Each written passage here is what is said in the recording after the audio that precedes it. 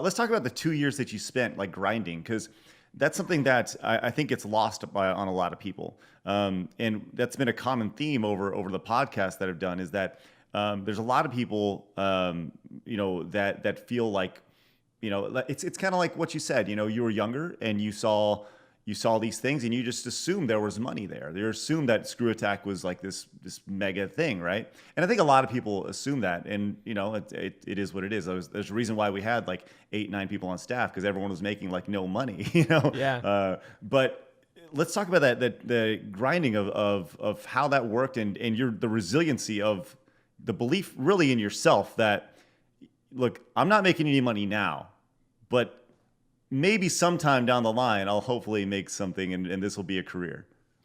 Yeah. So I've been on YouTube prior to my career in 2011 for about 5 years before. So in 2005, I made a YouTube channel, and I have a background in theater and film. I wanted to become an actor, producer, writer, director, just something in the creative industry of film or theater. And in the end of 2010, early 2011, I graduated and I booked a job working on some films that I don't want to talk about. Not porn films, but like actual productions. But I don't want to throw shades toward any companies. Sure. I was a PA on a film for about 2 weeks, and it was a Hollywood blockbuster, a film that I was super excited about, and I recognized that just in the 2 weeks that I was working on set, I realized this is my life for the next 15 years. Like getting someone's coffee, changing a light bulb, driving an actor on a golf cart to make sure they don't miss their call time. I had this like flash forward vision of, I have to work my ass off in an industry that will not respect me until I mean something. And that opportunity isn't going to come. I felt it. I was like, I'm going to get drown out with the thousands of other people who live in Los Angeles who are trying to make a career for themselves in film and television.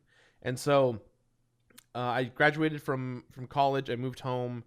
And in that time, before and after that whole thing, I told myself, I'm going to make stuff online and hope that I get famous from it. That was like my young, dumb dream, right? Make something really cool so that someone higher up can see what I do and then hire me to work with them and build their brand or do something. Skip the entry-level step to go to the intermediate. Sure. was kind of the idea. Mm-hmm. And so YouTube was never the destination. It was always a stepping stone.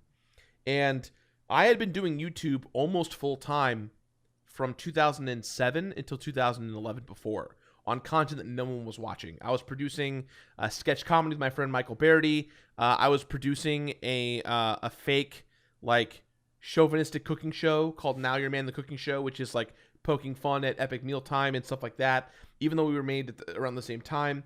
And so, and around the middle of 2011, I was like, all right, I think I'm just going to stop doing this YouTube thing. It's just not going to work.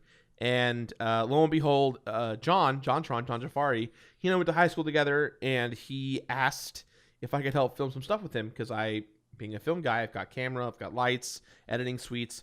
And so John was just doing everything by the seat of his pants and was like, I just need help making stuff. And so for a couple of months, I would go over to his house, I'd bring my gear, we'd film something, and then I'd go home. And I was working at Best Buy full time, and I just kind of felt like the wheels of time had just stopped for me. I was like, I left the job I was working at on the film stuff. I was still full time at Best Buy. I had just lost a big opportunity at Best Buy because it got passed on to someone else. And so I really felt like everything was just going nowhere so fast. And one day I got a call from John, and he said, hey, my parents won't let me have my friends over because they don't know my friends. Can we come over to your house? And my dad is out of the country, and I was like, sure, he's not going to care. I don't care. Bring your friends. Quick side note. How old are you at this point? I was 23 years old. And how old was John? He just turned 21. He was like 21, 22, something like that. So you're both living at home.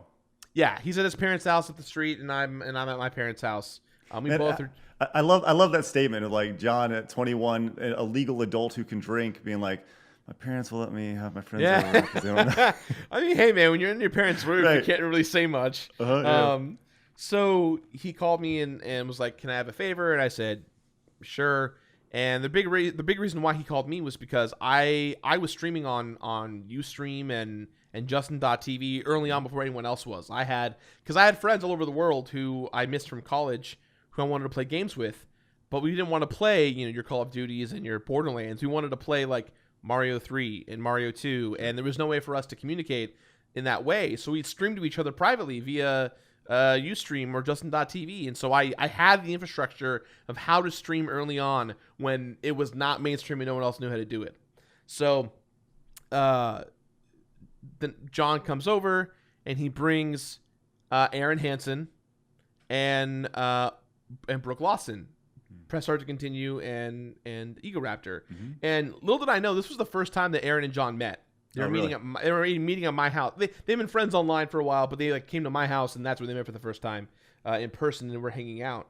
And so, that whole time I was there, I was like just being the tech guy, changing out the games, making sure things were going right, and I was just blown away at what I was seeing because, we were broadcasting on Ustream, and there was like 4,000 to 7,000 people watching these two guys play games with Dodger in the room and some of our other high school friends that John and I knew. And it was just like 8 people in a room playing a game, and people are going crazy in the chat for Dodger, Aaron, and John. And so I was just taken aback. I was like, what the hell is going on here? This is insane.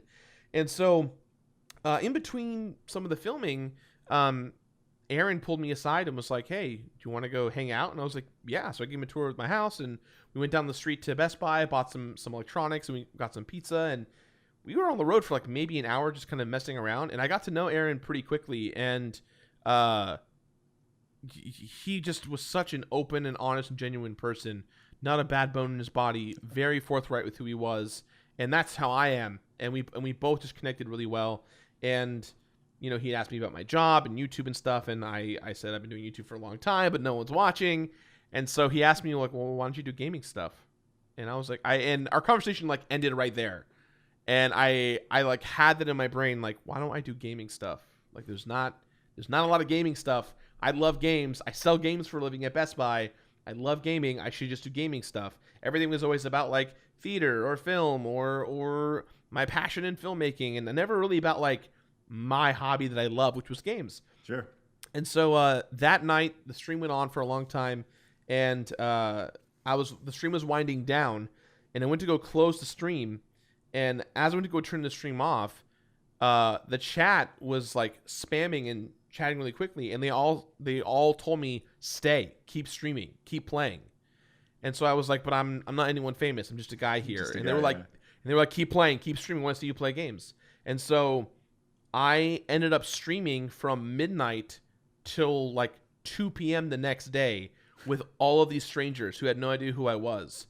And intrinsically, I developed this relationship of host to server, of people and connections. Mm-hmm. And I saw it and I said, this is the future. This is it. I understand what I'm supposed to do and how to connect with an audience. And the big question mark is, how do I connect in the way that I think will resonate with others? And so I asked myself what I love to do. I love to complete games. I went online. I searched The Completionist. There was nothing. All I saw was RuneScape tutorials on how to get a certain achievement called The Completionist. And there was also a guy who had the YouTube channel The Completionist, but he was just a guy making videos on his own, wasn't really doing it for a living, just whenever he uploaded a video, he'd upload a video. And so I messaged him like, hey, are you cool if I have your channel? I'll pay you for it. And he was like, no, it's my personal thing, but like, I'm not the completionist. Anyone can be a completionist. And so when he said anyone can be a completionist, in my mind, I was like, oh, that's why I should be called That One Video Gamer, because it's not important to who I am. Anyone can be that one video gamer. Anyone can be that thing. So by being synonymous of being no one, I can be someone. That was the idea behind the channel name. And so the show The Completionist was born. I took 2 months to craft it, and my first video came out. It got 1 million hits in literally 72 hours because of John and Aaron and Austin and Dodger and everyone who got to know me and supported me in those few months. But I learned real quickly how the humble pie worked, because I just thought, I put a coin in the machine, I play the game really well, I get money and I get views, and I just keep doing it. And I learned very early on that even though my first video went completely viral, my second video was seen by no one. And my third video was seen by no one.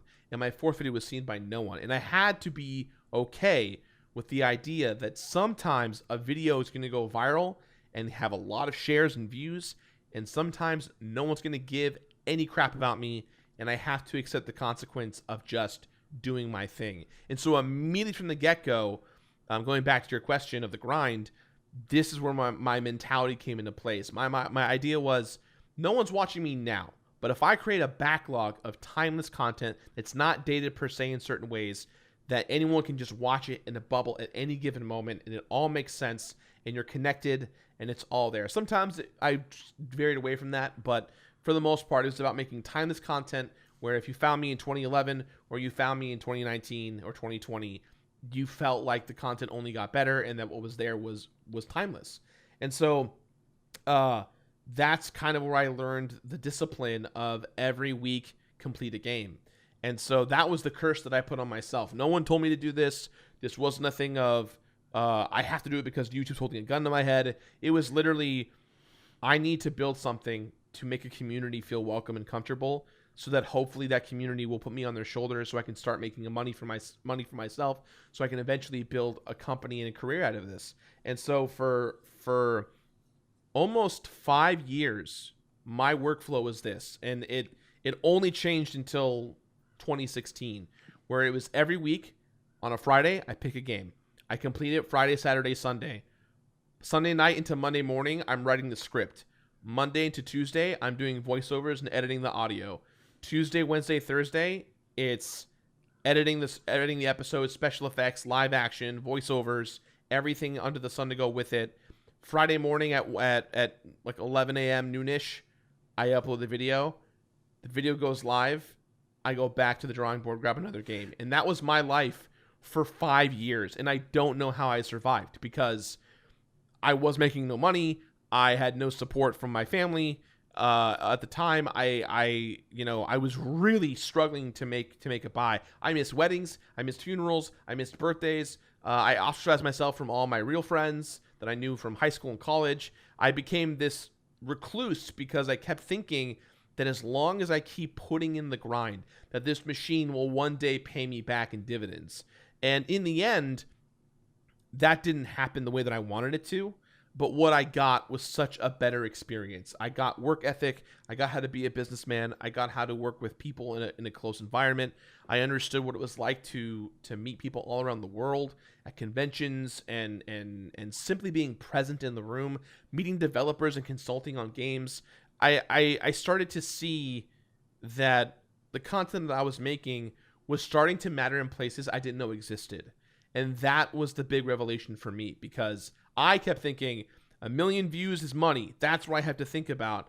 And very quickly I learned the views don't matter. The connection with everyone who watches me matters. And that's what really changed me fundamentally. And if I had known from the beginning, I would have changed the entire approach of my show, because completing a game a week, every week for almost 9 years now, has only brought me a lot of mental and physical pain, just from late nights and weight gain and mentally dealing with things like social media and the comments and drama with other YouTubers and streamers. And so there's just a whole psychological level that if I had known existed back in 2011, that's the one thing I would have changed, because this career and what we do, I would never give up.